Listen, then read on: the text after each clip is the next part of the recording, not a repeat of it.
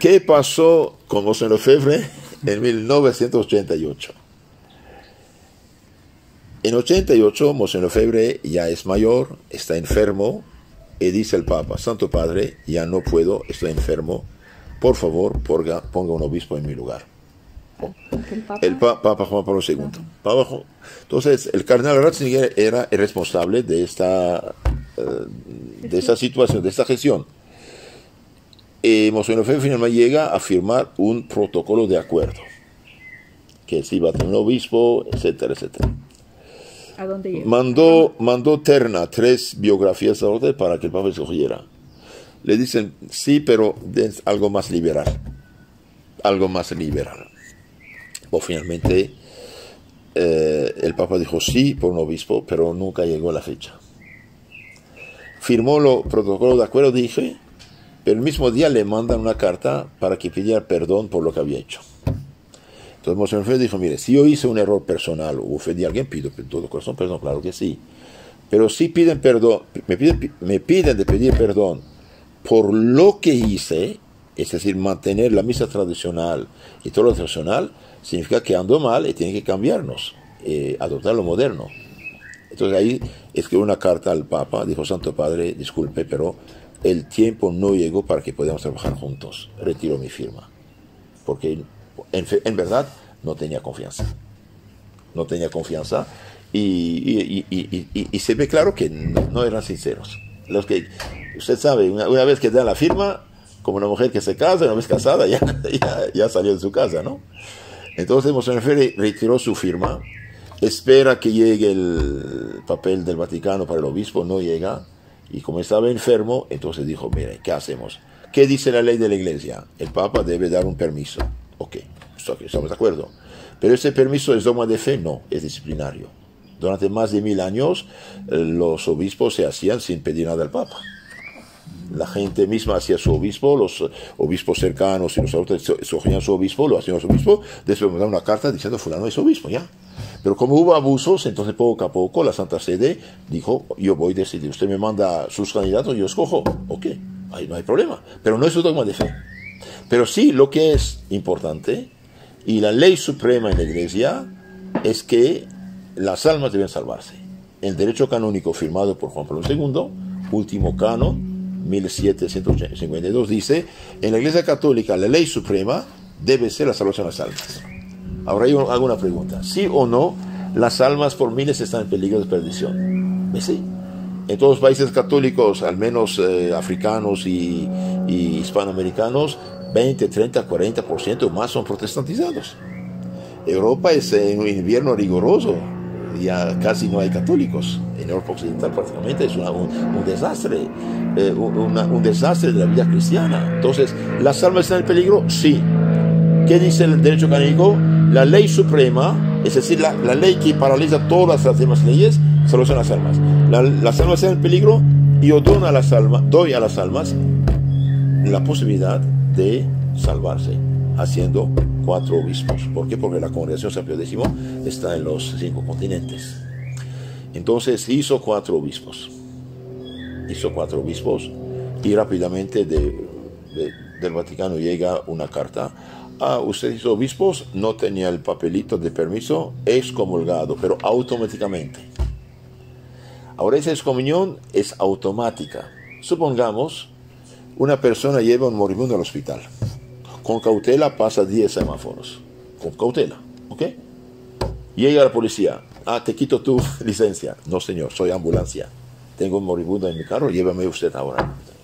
Entonces, si usted pasa el semáforo con cautela, llevando un moribundo al hospital, ¿puede quitarle la licencia? No, claro que no. Lo mismo que Monseñor dice: la ley suprema de la salvación, esas son las almas están en peligro, y yo les doy los medios de sobrevivir. San Pablo, en su segunda carta a Corintios, último capítulo 13, 8 y 10, dice: nada podemos contra la verdad, todo en favor de la verdad. La autoridad que yo recibí del Señor es para su edificación y no su destrucción, su ruina. Ahora, utilizan el derecho para paralizar la tradición. Utilizan el derecho, todas las congregaciones, todas las ciudades tienen su obispo, ¿ok? Nos hemos pedido obispo, ¿ok? ¿Por qué no le dan? ¿Por qué no lo permiten? Y que muera se acaba todo. Entonces emocionalmente no se puede. Estamos en una crisis de fe, una crisis de moral, una crisis del sacerdocio. Yo doy a los católicos medios de sobrevivir. Ahora, estos obispos que hizo, cuidado, no son diocesanos. Si Monseñor Lefebvre hubiera nombrado un obispo para Roma, París o Londres, sí hubiera hecho cisma. ¿Por qué? Porque eso solo el Papa puede hacerlo. Pero él dio obispos auxiliares a la congregación. Y dijo en la carta que les escribió antes de consagrarlos, les suplico nunca separarse de la Santa Sede ni del Papa. Si mañana la situación de la Iglesia mejora, usted se presenta al Papa y va a decidir de su situación. Entonces esa excomunión es una excomunión automática, nunca hubo juicio, nunca hubo tribunal, nunca hubo abogado, es automática. Y como es automática, pero no tiene cuenta de lo que dijo Monseñor Lefebvre. Si Monseñor Lefebvre se hubiera hecho otra iglesia, claro, hubiera sido grave. Pero él siempre reconoció al Papa como Papa. Solamente una crisis grave hizo lo que tenía que hacer como obispo. Entonces dijeron, ya, no tenía el permiso excomulgado, pero ¿por qué no dieron el permiso? Para poder excomulgarlo. De hecho, antes, hasta los años 83, hacer un obispo no era excomunión. Pusieron el nuevo derecho canónico esta cláusula de excomunión porque lo tenía en la mira para poder condenarlo, para poder excomulgar su persona. Bien, esta excomunión no valió nada. El año 2009, pienso 21 de enero, el Papa Benedicto XVI pidió al cardenal de los obispos de anular esas excomuniones de los 4 obispos de la Fraternidad San Pío X. Dice, estas excomuniones quedan anuladas con todos sus efectos, Y en la historia hay casos, por ejemplo, en el siglo IV, cuando el modernismo de esta época, llamado arianismo, Ariano, un sacerdote hereje que negaba la divinidad de Cristo, bien logró tomar control de la Iglesia Católica prácticamente. Y los obispos, los sacerdotes, realmente católicos que creen en Cristo Dios, frente a los herejes, y bien fueron condenados, desterrados, hasta excomulgados. San Atanasio 5 veces fue condenado, durante 17 años desterrado, y finalmente el Papa Liberio, que lo defendió, también el Papa fue desterrado en Grecia, 2 años. Deprimido, el Papa tuvo que firmar una excomunión supuesta, injusta, de San Atanasio. Dice, yo, Papa Liberio, estoy en comunión con todos ustedes, menos Atanasio. Lo llamé a Roma, no vino, por lo tanto es excomulgado. Ok, pero ¿por qué no fue? Porque habían puesto a precio su cabeza. Y esa excomunión no valió nada. Hoy Atanasio es santo, padre, doctor de la Iglesia Católica. Entonces un accidente es posible. Entonces si todo fuera normal en la Iglesia, yo daría razón a los que critican a Monseñor Lefebvre.